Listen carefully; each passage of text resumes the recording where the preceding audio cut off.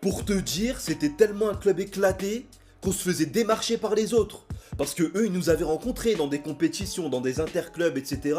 Ils étaient aussi conscients de nos capacités et que c'était justement une bonne chose de nous avoir auprès d'eux. Ils nous proposaient de venir dans leur club, qu'ils allaient nous préparer pour devenir des professionnels, qu'ils allaient nous préparer bien sûr pour passer notre ceinture noire, etc. Donc oui, on était aguichés par les autres. Et je vous arrête tout de suite dans les commentaires, oui, en boxe, il y a des ceintures. En full contact en tout cas, appelé aussi boxe américaine, on passe nos ceintures et ça peut aller jusqu'à la ceinture noire. Après mûre réflexion et tout ce qui s'était passé, notre décision était prise. Bon, c'était plutôt la décision de mon frère, parce que moi j'étais jeune, j'avais pas de permis ni rien, donc j'étais obligé de le suivre.